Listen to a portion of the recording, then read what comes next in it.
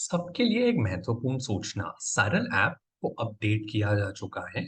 तो इस वीडियो को ध्यान से देखें और आगे बताई गई प्रक्रिया को ध्यान से समझें। सरल ऐप अपडेट किया जा चुका है। नए ऐप के डाउनलोड का लिंक आपको अपने बीओ डीसीटी द्वारा 14 नवंबर तक उपलब्ध किया जाएगा। कृपया यह सुनिश्चित कर लीजिए कि पुराना सरल ऐप अपने फोन से डिलीट करके आप नया सरल ऐप डाउनलोड कर लें। आगे हम जो प्रक्रिया समझाएंगे वो पहले से अलग है। तो इस प्रक्रिया को आप ध्यान पूर्वक देखें और समझें। हमने इसमें 3 और स्टेप जोड़े हैं और यह पहले से अलग है। हमारा जो पहला स्टेप होगा वो है परीक्षा से 2 दिन पहले आपको डेटा डाउनलोडिंग की प्रक्रिया करनी होगी। यह छात्र डेटा डाउनलोड करना आवश्यक है। ऐप में आप लॉगिन कर सकते हैं अपने बीयू डीसीटी द्वारा जो लॉगिन क्रेडेंशियल्स आपको उपलब्ध कराए गए हैं। उसके माध्यम से लॉगिन करके आप ऐप खोलें और नेक्स्ट व गो फॉरवर्ड बटन दबाकर इस स्लाइड में जो स्क्रीन दिखाई गई है उस स्क्रीन तक पहुंचे। ये आप ऐप डाउनलोड करते ही प्रक्रिया पूर्ण कर ले और यह सुनिश्चित कर ले कि 15 नवंबर तक ये प्रक्रिया पूर्ण हो जाए। एक और महत्वपूर्ण सूचना इस स्टेप के लिए कि आपके पास स्थिर इंटरनेट कनेक्शन होना चाहिए इस स्टेप को पूर्ण करने के लिए। तो अगर ये आपके पास स्थिर इंटरनेट कनेक्शन नहीं है तो यह सुनिश्चित कर लीजिए कि स्थिर इंटरनेट कनेक्शन होने पर ही आप यह स्टेप इस प्रक्रिया को पूर्ण करें। जैसा कि आपको इस स्लाइड में दिखाया गया है, आपको 5 स्क्रीन दिखेंगी और जब आप 5वें स्क्रीन तक पहुंचेंगे, इस स्क्रीन पर आकर डेटा डाउनलोडिंग की प्रक्रिया पूर्ण होगी। दूसरा स्टेप है परीक्षा से 1-2 दिन पहले आप छात्र विवरण की सूची बना लें। इस सूची में आप छात्र के नाम के साथ उनकी 9 अंकीय सरल आईडी को पहले से अपने रजिस्टर या डायरी में नोट करके रख ले, ताकि आकलन वाले दिन आपको कोई मुसीबत ना आए इन छात्र आईडी को ओएमआर शीट में भरने के लिए या छात्रों को यह आईडीज बताने में। जो हमारा लास्ट स्टेप होगा इसमें, तो हमारे पहले 2 स्टेप हो गए। इसके बाद जो हमारे पहले की तरफ स्कैनिंग की प्रक्रिया है, वो आकलन और स्कैनिंग की प्रक्रिया है, वो पूर्ण की जाएगी। और एक आखिरी स्टेप जो हम बाद में ऐड कर रहे हैं यहाँ पे, वो सेव ऑल स्कैन की प्रक्रिया है।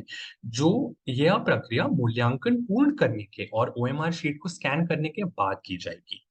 तो आप यह सुनिश्चित कर लें कि आप स्कूल में ही सभी स्कैनिंग पूर्ण कर रहे हैं और जो भी आप स्कैन कर रहे हैं उसका नंबर स्कैन स्टेटस में दिखाई देगा। जैसे कि इस स्लाइड में हम देख सकते हैं कि स्कैन स्टेटस में 19 आ रहा है, तो 19 स्कैन मेरे हो गए हैं। तो यह 19 जो नंबर है यह ओएमआर शीट स्कैन करते रहेंगे तो यह बढ़ती रहेगी और ये स्कैन हुआ डेटा आपके फोन में सफलतापूर्वक सेव हो रहा है, लेकिन अभी तक ये सर्वर पर अपलोड नहीं हुआ है। तो यदि आपके पास एक स्थिर इंटरनेट कनेक्शन नहीं है तो चिंता ना करें, क्योंकि आप शीट स्कैनिंग की प्रक्रिया जारी रख सकते हैं। इसके लिए नेट कनेक्शन की आवश्यकता नहीं है। जो यह 19 का नंबर है यहाँ पे, वो यहाँ आपको दिखा रहा है कि यह आपके फोन पर सफलतापूर्वक सेव हो गई है। पर इंटरनेट कनेक्शन ना होने के कारण आप चिंता ना करें, यह आपके फोन में सेव्ड रहेगा। इसके बाद एक बार आप पूरी स्कैनिंग की प्रक्रिया पूर्ण कर ले, उसके बाद हमें सेव ऑल स्कैन बटन दबाना है अंत में। तो यह बहुत आवश्यक है कि हम सेव ऑल स्कैन बटन दबाएं। और जब आप सेव ऑल स्कैन बटन दबाएंगे तो उसके बाद आपके जो 19 शीट हमारे पहले स्कैन स्टेटस में दिखाई दे रहे थे वो अब हमें सेव स्टेटस में दिखाई दे रहे हैं और स्कैन स्टेटस 0 हो जाएगा। इसका मतलब अब हमारी ये सारी शीट्स सर्वर पर भी अपलोड हो गई है। तो यह सुनिश्चित कर लीजिए कि सेव ऑल स्कैन बटन तभी दबाएं जब आपकी सारी शीट स्कैन हो चुकी हो। और बहुत ही महत्वपूर्ण कि सेव ऑल स्कैन बटन तभी दबाएं जब आपके पास एक स्थिर इंटरनेट कनेक्शन हो। तो स्कैनिंग की प्रक्रिया आप बिना इंटरनेट कनेक्शन के भी कर सकते हैं, पर सेविंग की प्रक्रिया जो सेव ऑल स्कैन बटन जब आप दबाएंगे वो प्रक्रिया आप सिर्फ तभी कर सकते हैं जब आपके पास एक स्थिर इंटरनेट कनेक्शन हो। तो यह सुनिश्चित कर लीजिए कि सेव ऑल स्कैन बटन दबाने से पहले आपके पास एक स्थिर इंटरनेट कनेक्शन हो। इस वीडियो में हम कक्षा 1 से 3 का आकलन किस तरीके से कराया जाएगा उस बारे में आपको समझाएंगे। असेसमेंट में 3 मुख्य बिंदु रहेंगे: प्रश्न पत्र, OMR शीट एवं सरल ऐप। यह असेसमेंट OMR शीट के माध्यम से किया जाएगा और इस OMR शीट को एक ऐप के माध्यम से स्कैन किया जाएगा। सबसे पहले समझते हैं, कक्षा 1 से 3 के लिए हर छात्र का असेसमेंट व्यक्तिगत रूप से शिक्षक को करना होगा। प्रश्न पत्र पर दिए गए निर्देश के आधार पर शिक्षक हर एक छात्र को अपने पास बुलाएंगे, उसका आकलन कंडक्ट करेंगे और उस हिसाब से OMR शीट को भरेंगे। इसके बाद हम समझते हैं कि OMR शीट किस तरीके से भरनी होगी। जैसा कि आप देख पा रहे हैं, सबसे पहले कक्षा और सेक्शन का चयन करें।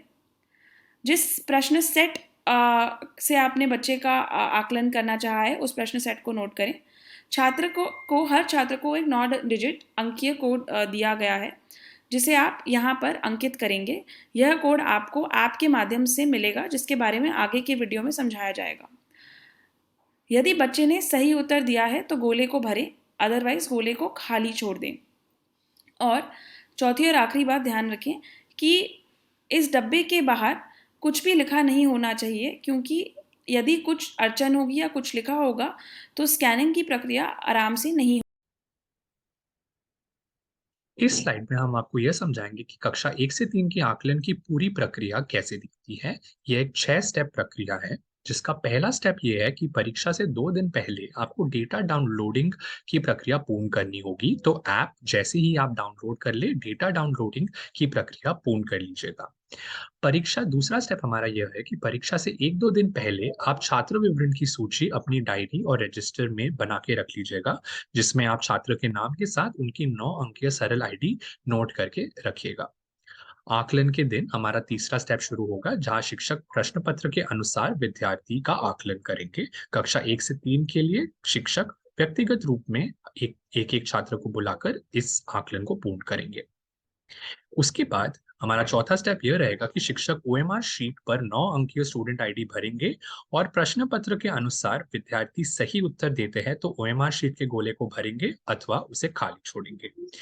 इसके बाद हमारा पांचवा स्टेप है सरल ऐप के माध्यम से OMR शीट की स्कैनिंग की प्रक्रिया। यह तभी करेंगे जब पूरे सभी छात्रों का आकलन पूर्ण हो जाए और स्कैनिंग की प्रक्रिया तब शुरू होगी। और हमारा आखिरी स्टेप जो बहुत महत्वपूर्ण है, सेव ऑल स्कैन, जो यह तब होगा जब आप सारे शीट्स की स्कैनिंग अपने स्कूल में करके एक स्थिर इंटरनेट कनेक्शन के साथ सेव ऑल स्कैन बटन दबा दें, ताकि सारे जो स्कैन शीट्स है वो सर्वर पर अपलोड हो जाए।